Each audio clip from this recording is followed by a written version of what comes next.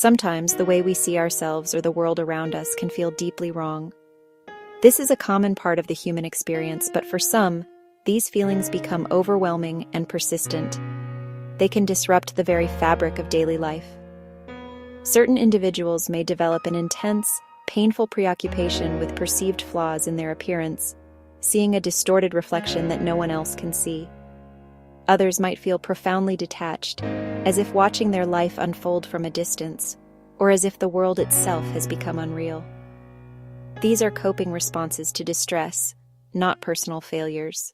Body Dysmorphic Disorder, often abbreviated as BDD, is a mental health condition characterized by an obsessive preoccupation with a perceived defect in appearance. Often the flaw is minor or imagined, unseen by others. For the person, it brings shame, anxiety, and pain. Not vanity, a consuming obsession that dominates thoughts, behaviors, and daily functioning for hours each day. The core problem is a disconnect between appearance and self-perception, creating a cycle of suffering. BDD is a legitimate, treatable condition. Recognizing it is the first step toward clearer, kinder self-view. BDD arises from intertwined genetic, neurological, and environmental factors. There may be genetic predisposition. Imaging suggests differences in visual processing and serotonin systems. Life experiences, teasing, bullying, critical comments, and perfection-obsessed culture amplify risk. Intrusive worries target specific features and consume time, fueling social anxiety. Compulsions include checking or avoiding mirrors, comparing, grooming, skin picking, and reassurance seeking. Relief is temporary and reinforces the obsession.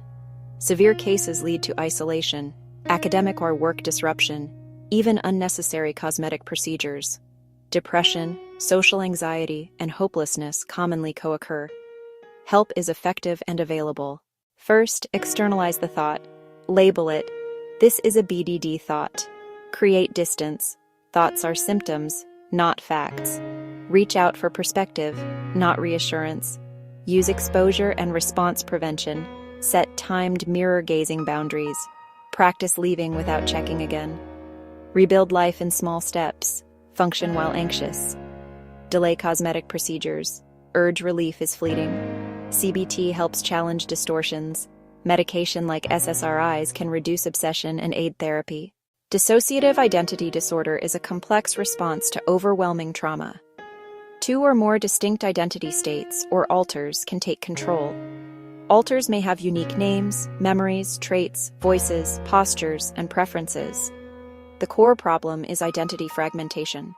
Dissociative amnesia creates severe memory gaps for everyday events and trauma. A person may lose time or discover things they don't recall acquiring. DID is not chosen.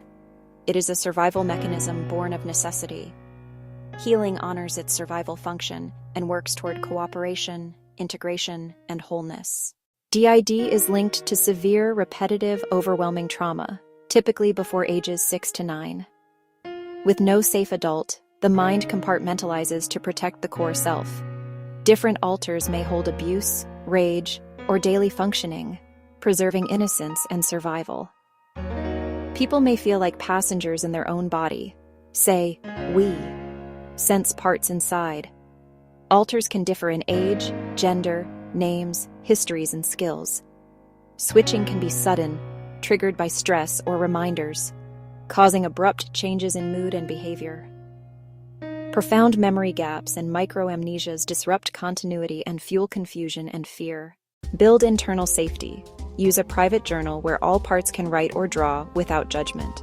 Note times and switches to map the internal system and foster co-consciousness. Aim for cooperation, not forced merging. Use external memory, calendars, reminders, visible lists, enlist trusted supports. Ground in the present. 5 things you see, 4 you feel, 3 you hear, 2 you smell, 1 you taste. Seek specialized, trauma-focused psychotherapy. First establish safety, build coping skills, then gently process memories. Goal: functional integration so all parts work together for a fulfilling life. Depersonalization, Derealization Disorder is deeply unsettling. Depersonalization feels detached from mind or body. Derealization feels detached from surroundings, dreamlike, foggy, distorted. Like watching a movie of yourself, emotions blunted, body robotic. The main problem is fear. I'm going crazy. Panic worsens unreality, creating a feedback loop. Concentration and connection suffer. Life shrinks, leading to isolation and depression. Often triggered by stress, panic, trauma, substances, or sleep loss. The mind's emergency circuit breaker. Adaptive in crisis, it becomes a disorder when it persists, leaving a stuck sense of unreality. Dissociative amnesia is the inability to recall important autobiographical information beyond ordinary forgetfulness. Memories, often tied to trauma, are blocked as a defense. It's psychological, not due to head injury or stroke. Gaps range from hours or days to loss of identity and history. In a fugue, a person may travel, appear functional, even assume a new identity, then return confused and distressed. Care starts by ruling out medical issues.